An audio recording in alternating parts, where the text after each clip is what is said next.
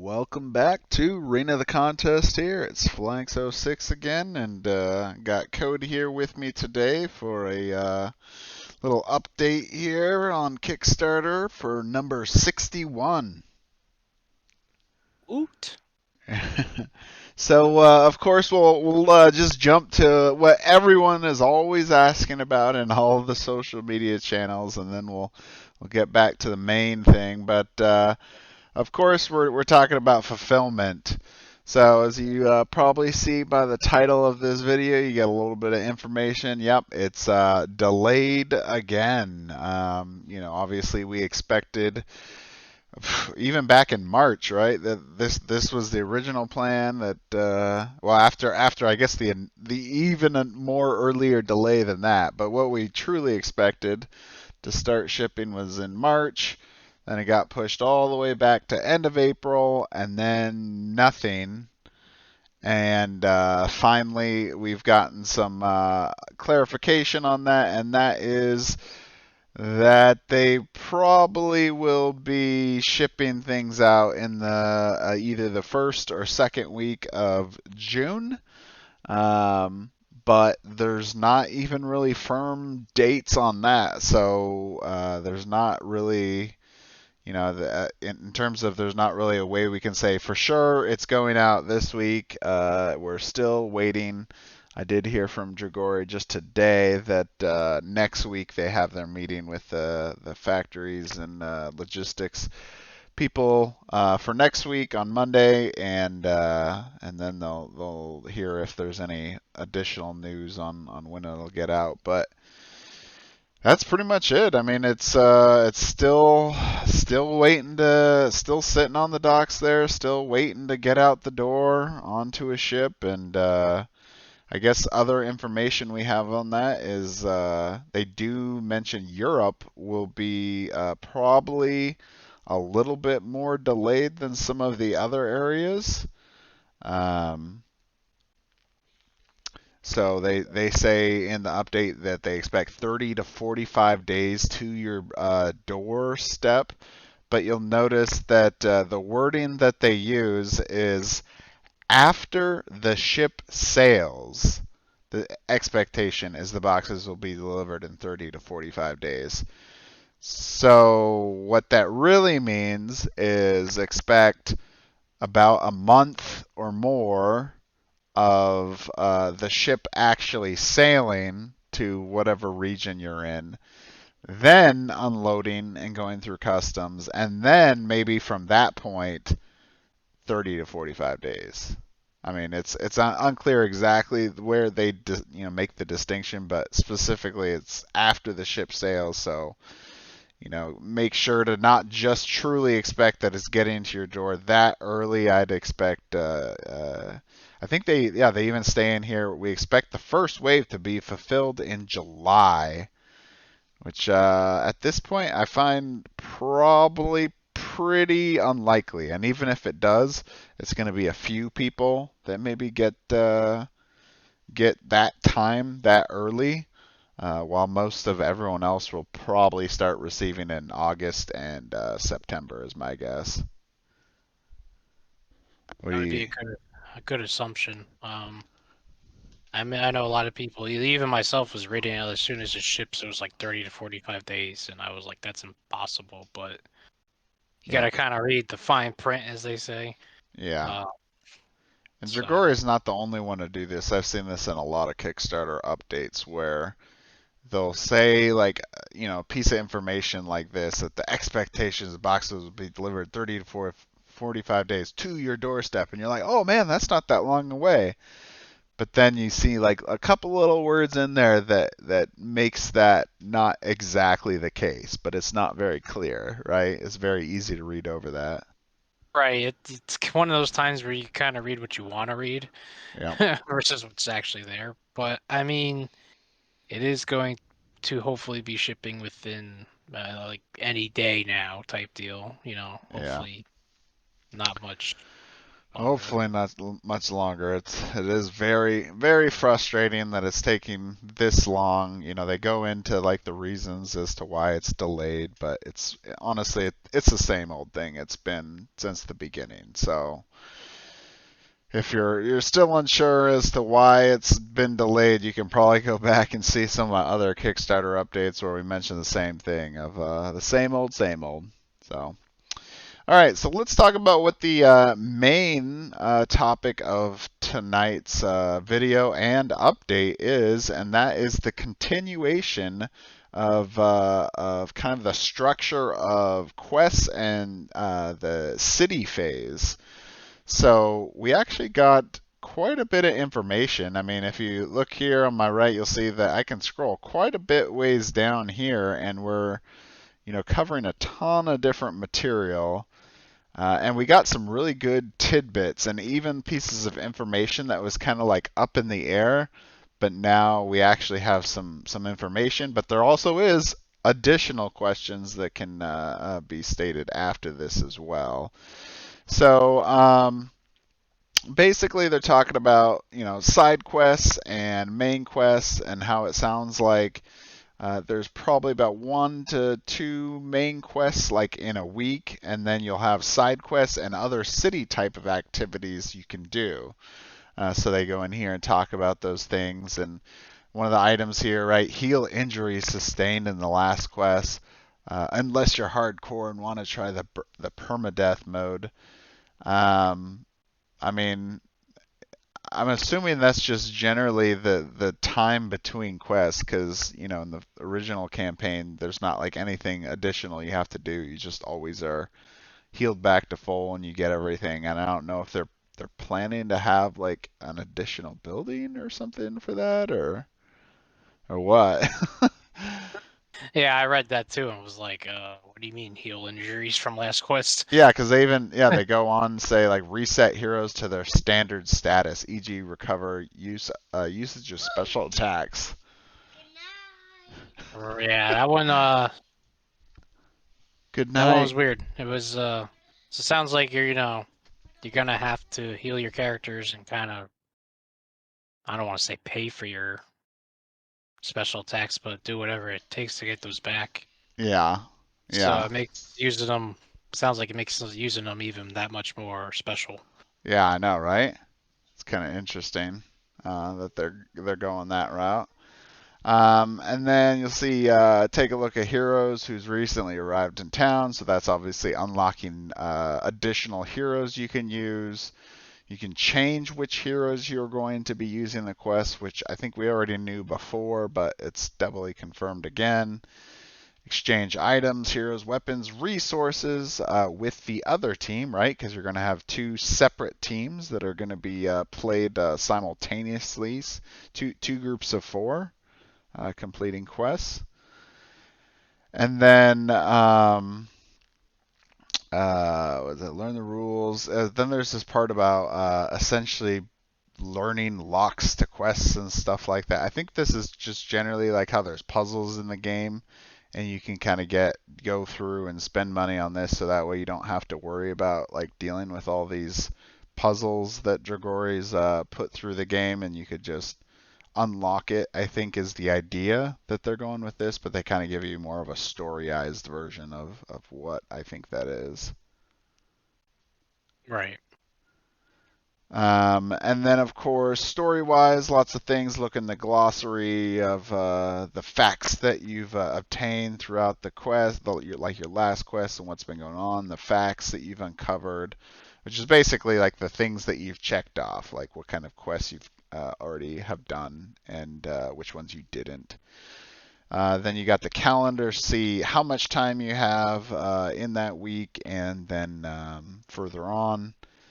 And then the quest cards, which are the cards that will actually show what quests are available to you for that week. So there's going to be, I guess, different decks each week containing quests within those. So you'll have to choose within a deck. And I'm assuming that like with this, right? Because you unlock certain things. Maybe there's like a set of them to this to the side, and you like throw in or take out different ones depending on um, how you've been doing so far in the game.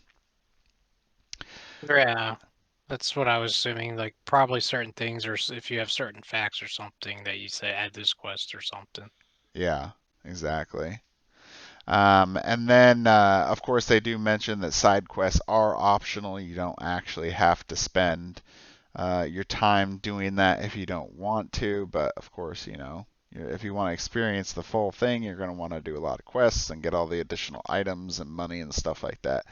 I'd say one of the probably biggest pieces of information here that they added in that has been a question for a while, and it's been a question even from the original campaign, and that was if you die or you lose the quest, um, what happens? Well, normally in Arena of the Contest, you just play it again, and you can reselect items and everything if you need to.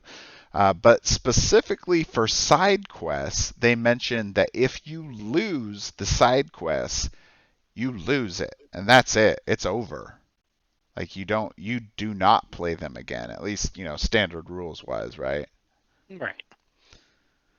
So anyway, that yeah adds an interesting layer of excitement where you become truly worried about losing, and your decisions become more meaningful. You won't rush into secondary objectives trying to complete missions at 100%, because you risk losing that more, which is kind of interesting. I do like that kind of like risk reward aspect. I'm actually kind of a more little surprised it's on like the side quests than necessarily like the main quests.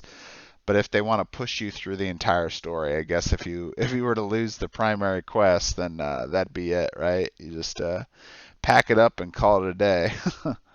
Oh, well, it's like any quest. If you die, you gotta either redo it or you Yeah, know your characters are gone. So yeah. Well, and I think the idea in this one is that they're going to just not let you do the quest again. Not that your like characters will die, but there is, like mentioned earlier, that permadeath mode. So if you do have heroes that die, then they actually stay dead. correct. Yeah, So, which adds interesting depending on which mode you're playing, but that's for another time to talk about that. yep, yep. Then after that, they're kind of talking about I think the quest, is it the quest guide here? Some of the say you ignore the main quest card. Blah, blah, blah. Yeah, so they kind of read, yeah, quest card to give you an idea of what it's like, and they go through Mir's legendary quest. They talk about that. They talk about this prelude aspect, and talk about the text box and the fast action box, and giving you a better idea of how this works, which was mentioned in a previous update, but they're kind of giving you more clarification on how that's going to work, including giving you quest names and numbers here. And then they talk more about the fact log, so giving you an example of that, like completing the quest number 14, Burning Bridges. You've played that one. You failed to keep Yolando, or no, Yolando is dead is not one that actually, I think you like save him or something like that, so you don't check that box. And then in this one, you like collapse the wall, and so like I think spiders like break out or something like that. And basically, they tell you like what the repercussions of some of these things are. So there's some more story elements in here, but one gameplay element is that if that did happen, then I think like when you start the quest, like a large spider starts like right adjacent to you at the very beginning or something like that. So then they talk about how to, go back, looking at some of the past in here, more of that. Then they give you actually a story element too to kind of read through this talk between Mir and Jirana that happens. which is kind of cool, just to get a little more story element. I feel like on this channel we really don't talk that much about the story. Probably because it's not, we're not talking about like some high level fantasy writing that's going on here, but there's some interesting things, and I'm sure it'll be more interesting once they're building a much deeper, more cohesive campaign than the first game. Definitely a lot more character building, character stories, and a little bit more to it than just this is what happens and you move on. Yep, exactly. Um, yeah, so here's the part about putting the spider adjacent to a hero. And then yeah, that's pretty much about it. So they talked quite a bit about the city and these quest cards and kind of like how you read through the cards. So it was a definitely pretty interesting update. Um, getting a lot better idea of how this is going to work. There was at least one part for sure that really brought a lot more questions to mind than other areas, and specifically that's when they're talking about the city phase and they say, oh, well, you can do a main quest or you can do a side quest, or you can decide to just do stuff in the city. And one of the things they say, let me find the spot here, is you may decide to spend the entire week in town running errands and doing chores that provide you with a passive daily income until it is time to go for the main quest. Even though you can beat the game with items the passive income allows you to acquire, it's better to play the side quests from story and resource point of view. Um, so I guess that just means like it almost seems like a fast track potentially, right? Like I'm not going to play any side quests or story quests. I'm just going to like say I'm doing errands or something and get some money and then go on to the next week. Right. I think because under step 2, choosing a quest, they also mentioned like side quests take 3 days of your time. Yep. So it seems like you're gonna have to manage what you do during the week. Yeah. And then I guess I'm just assuming right now, like at the end of the week, you go on the main quest before you start the next week or something like that. Yeah. Or you could choose to start it earlier, Well, at least whatever. in here they mentioned that you, yeah, do at least one main quest a week, which takes 3 days.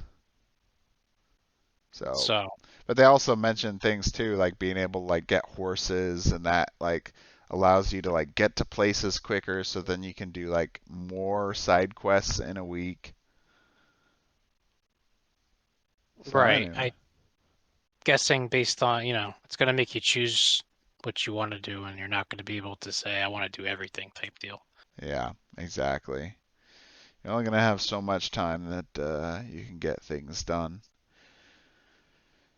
So anyway, that was a good glimpse into a little bit more what actually involved in the campaign and exactly a lot more what it will look like.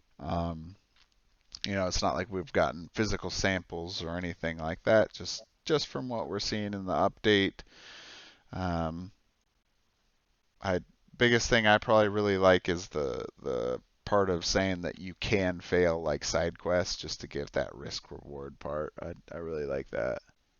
I think that's an excellent idea. It makes you think twice about maybe taking even the side quests. Yeah.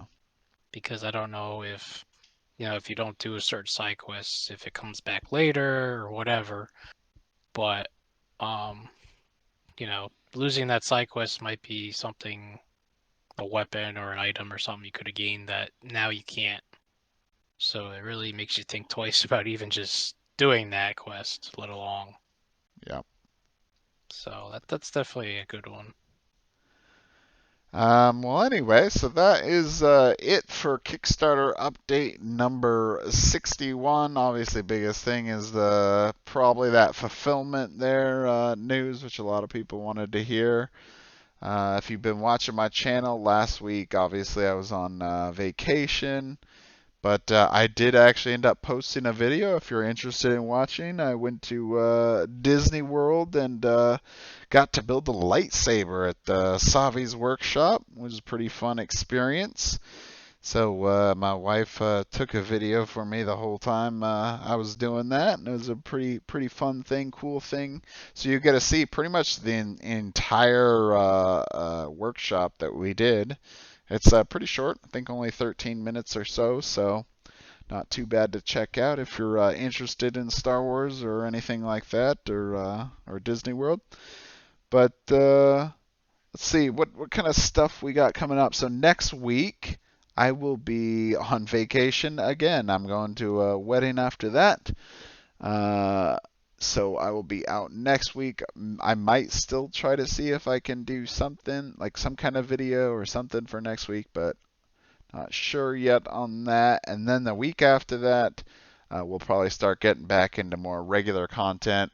I'd like to do another boss versus boss. I think that would be good one to do, especially so we can get some more games under our belt, get a better idea of how the mode is and how it plays. So if you are interested in playing boss versus boss with us and want to join the stream, or even if you don't, the boss versus boss mode is available on the Steam Workshop for Tabletop Simulator.